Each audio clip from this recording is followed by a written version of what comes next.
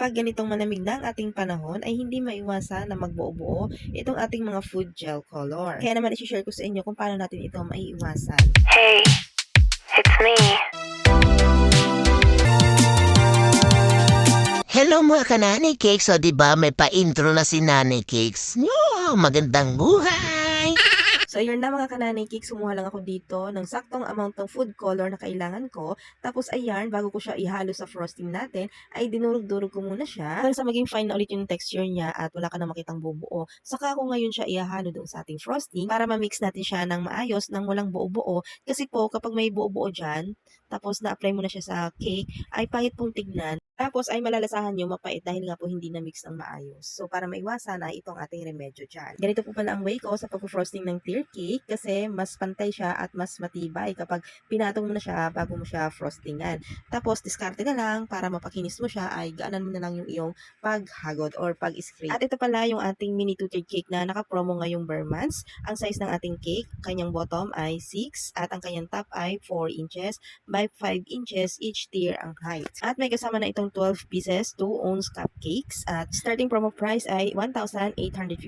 Depende pa rin po sa design, hindi po naka-fix doon sa ating promo price. Pero kung ito ay soft icing, printed topper lang, ay pasok na pasok po sa ating promo price na 1,850. At ang size pala ng ating cake drum ay 12 inches. Diyan ko na rin po pala nilalagay itong ating mga cupcakes. Ginagamitan ko lang siya ng glucose syrup para dumikit at hindi siya masira. Yung color pala na ginamit ko dito ay Chef Master na deep pink. Gandang-ganda talaga ako sa color na to kasi kuha niya talaga yung gusto kong pagka-pink.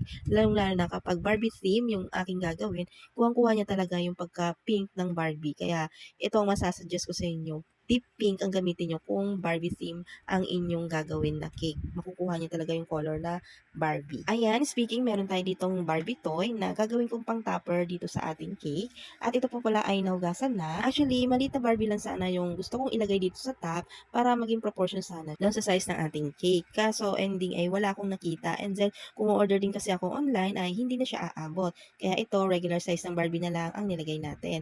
Tapos, inalis ko lang yung damit at pinalitan lang nitong soft icing. Actually, yung design talaga nito, ang gusto ni ma'am ay nakapatong lang yung Barbie. So, kasi yung inspo niya ay galing din mismo doon sa ating sariling design. Tapos, yan, ganyan lang yung Barbie. Ang gusto ko sanang mangyari dito is, yung top tier natin ay gawin siyang balloon gown sana kung pumayag si ma'am. Kaso ayaw daw niya ng ganon. Kaya, ayan, for the go sa, syempre, ang masusunod ay ang ating kliyente. Tapos, umulit ako dito ng design ng kanyang damit dahil hindi ko siya nagustuhan. Parang, basta napangitan ako kaya inulit ko siya dyan. Pero same pa rin naman yung design, inayos ko lang yung pagkaka-pipe ng kanyang dress. At shoutout nga pala kay Ma'am Cherry May Diaz na palaging umu-order sa amin. Hello ma'am, thank you po, nag-isuki na namin kayo. At ayan, naglagay lang po tayo dito ng rhinestone para may accent siya kahit papano. No? Tapos ito nga pala, no mismong araw na yon ay dalawang cake natin, yung 3-in-1, na-post ko na po yun eh. Tapos ayun, para sila ng pangalan, Chloe, nakakatuwa lang. Share long bakit ba?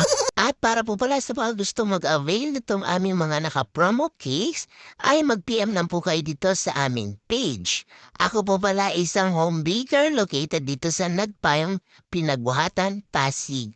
And ito na ating finished product. Please like and follow our page for more. Thank you for watching. Bye!